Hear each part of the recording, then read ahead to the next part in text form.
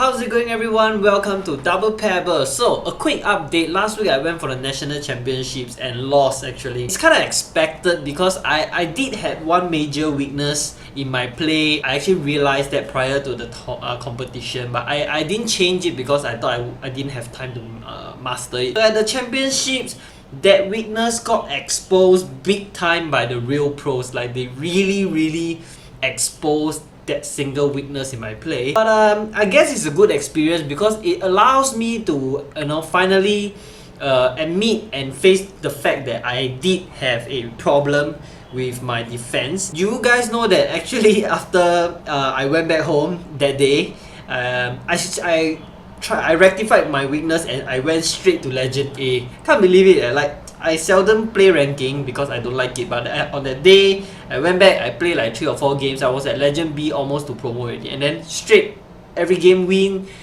and now at Legend A. Unbelievable. Today we are going to be looking at LP Vincent Kompany. Alright, it's been a long time since I last did a centre back.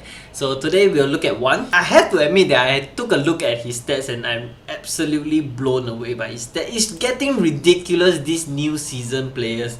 Like, the stats are getting more and more ridiculous. It will reach a point whereby I think world best will become like crap unless they keep updating it every year, because these players are ridiculous. Okay, let's look at his stats first. His strength is 94. That is crazy. Okay, 94, and he's got crazy pace. He's got 85 sprint and 85 acceleration. If I'm not wrong, the only faster center back is world best Sergio Ramos. The rest are slower than him really. That's crazy. And he's got 86 jump at 192 and 86 jump. Crazy. Sliding tackle is 85, ball control, marking decent, tackling is 91. Okay, heading is a bit low. I think that's the only small problem with him. Heading is a bit low, interception is 87 and reaction is 86. Aggression is also a bit low. Now let's talk about heading just for a moment. What I think is that heading stats is more important for strikers compared to defenders, because for strikers the header has to be accurate and it has to be powerful. So I had a discussion with some of my friends over in Synchronized, and then we came to a conclusion that the heading stats increases both the accuracy and the power of the header. Alright, so if you have a low header for a defender, basically it means that the accuracy might be a bit low and the power might not be there. But then again, what you want your defender to do is to hit the ball away. Like, it doesn't matter anywhere as long as it's away. Generally speaking lah, yeah, of course it should be as far away as possible, but the direction is not so important. So the header stats is not really important, I would say. What else? Like we said, his acceleration is very high for a centre back. Agility is quite low. Generally, centre backs have very low agility. Balance is good, also 84, so that doesn't tumble over easily. Other than that, his long passing is decent as well. His positioning is quite low, but centre back's not very important. One thing is his work rate is also mid. So, but I think nowadays the modern centre backs all have like mid defensive work rate. You take players like Hummels, Ramos, PK, David Luiz. All these modern centre backs only have mid defending, so it isn't really a big problem. Price wise is a bit expensive, I would say. 180 million. It started at 355 here when it was first launched, but it has since normalized to about 180. So we will now go into our in-game analysis and I'll let you guys know whether is he worth it. First things is he's really got a physical presence to him. He's got a good height, good weight, good jump, and in-game you can even see his height difference as compared to most normal height players. So that is a major advantage. Another thing is because of his high strength, 94, okay?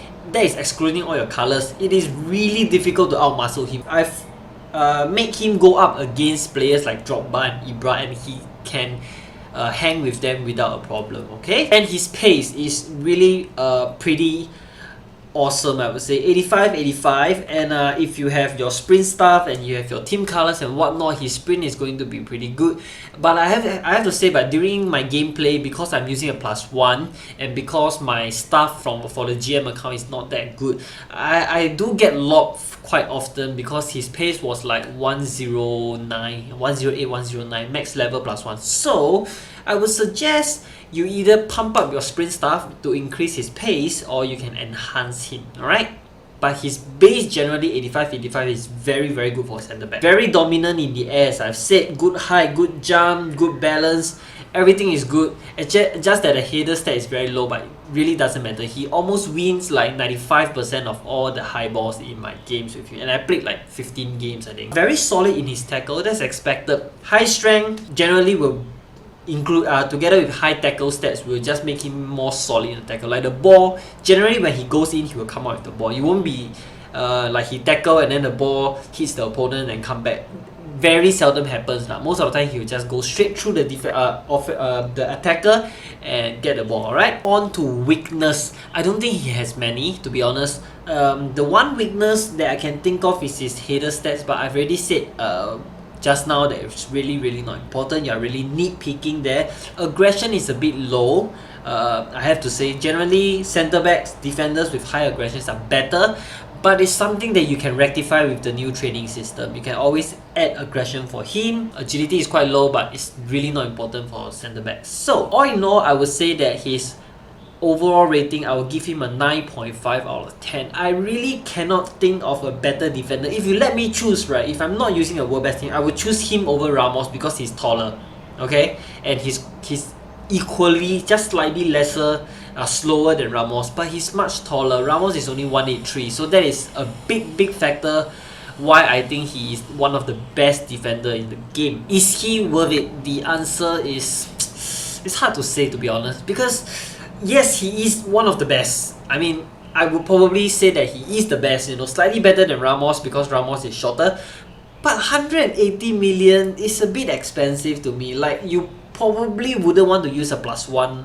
Kompany in your team, at least a +3, +4. And think about it, now most of my opponents, right, I see, right, have +5 and above, right? It's like, that's the base already. So to get a +5 Kompany is not that cheap, although I know some players or some friends who are able to get it lah. You know who you are. But generally, +180 is a bit pricey. I might want to wait a little and see if the price goes down. But then again, if you are really hard pressed for a good defender, you really desperate need a good defender, Vincent Kompany is your man.